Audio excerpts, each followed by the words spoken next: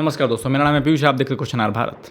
अभी हाल ही में जो यूनाइटेड किंगडम के प्रधानमंत्री चुने गए ऋषि सुनक, उस पर एक तरीके का अलग सिनेरियो भारत में बनाने की कोशिश की जा रही है कि देखो वहाँ की इतनी छोटी माइनॉरिटी, शब्दों पे ध्यान दीजिएगा, माइनॉरिटी को मौका मिला प्रधानमंत्री लेवल तक का आदमी बनने का। और भारत में क्या हो रहा है कि माइनॉरिटी को कोई मौका ही नहीं दिया जा रहा। वो कब मिलेगा वो मौका? हमारा लोकतंत्र इतना मजबूत कब होगा? भारत सरकार को, लोगों को घेरने की कोशिश की जा रही है।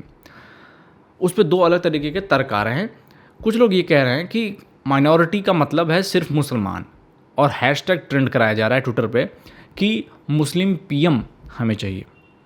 ओवैसी ने कह दिया कि हिजाब वाली पीएम बनेगी। ओवैसी ने पहले भी कह दिया था कि इंशाअल्लाह बुरखे वाली और हिजाब वाली लड़की पीएम बनेगी। ठीक, भले ये सब शरिया लॉ में, ये सब इस्लामिक कानून में अलाउड नहीं है कि कोई मुस्लिम महिला इतनी ऊपर हो कि वो पूरे राष्ट्र को गवर्न करे, मुस्लिम मेंस के ऊपर हो और उनको गवर्न करे। महिलाओं की इतनी इज्जत कुरान में, इस्लाम में कहाँ है? ये मुझे कोई मतलब बता दे प्रूफ के साथ तो मैं मान भी सकता हूँ। तो ये एक तरीके की हिपोक्रेसी है जो एक्सपोज होती है। अब दूसरी बात, कुछ तर्क लोग ये भी दे रहे हैं कि मुस्लिम पीएम तभी बनाएंगे हम, या भारत वाले तभी एक्सेप्ट करेंगे जब कश्मीर में या जो भी वो एरिया, जो भी वो रीजन है, पूरा विवादित रीजन, वहाँ पे हिंदू सीएम अगर ये लोग एक्सेप्ट करने को तैयार हो जाए। मैं बोलता हूँ कि अगर ये लोग एक्सेप्ट करने को तैयार छोड़ो, अगर किसी भी तरीके से किसी प्रोसेस से अगर कोई बन भी जाता है हिंदू सीएम, उस केस में भी कोई मुस्लिम पीएम सिर्फ इस वजह से बन जाए क्योंकि वहाँ सीएम बन गया है हिंदू, ये किसी तरीके का कोई स्टैंडर्ड नहीं है, कोई बेंचमार्क नहीं, कोई डील नहीं है। जहाँ पे जब यहाँ के लोग, भारत के लोग यूके में किसी माइनॉरिटी के बन जाने पे इतना बवाल खड़ा कर रहे हैं, वही लोग यहाँ पे माइनॉरिटी का मतलब सिर्फ मुसलमान साबित करने की कोशिश कर रहे हैं। जबकि यहाँ पे मुसलमान प्रेसिडेंट बन चुका है डॉक्टर एपीजे अब्दुल कलाम। जहाँ पे सिख जो कि माइनॉरिटी हैं, मुसलमानों से भी ज़्यादा लोएस्ट नंबर्स में हैं, वो प्राइम मिनिस्टर 2-2 टेन्योर के लिए पूरा कर चुके हैं। जहाँ पे ज्यूज़, पारसी, क्रिश्चियन सब अलग अलग बड़े बड़े पदों पे रहे हैं, चाहे चीफ जस्टिस हो, चाहे चीफ ऑफ आर्मी हो, चाहे कुछ भी बड़े बड़े पदों पे रहे हैं, बहुत कंट्रीब्यूशन दिया है।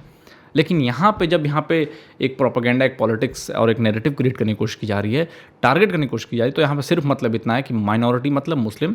और शुरुआत में माइनॉरिटी खेलते खेलते मैं सोच ही रहा था कि कभी लोग फ्रंट फुट पे आए और सीधा कहने कि मुस्लिम पीएम चाहिए।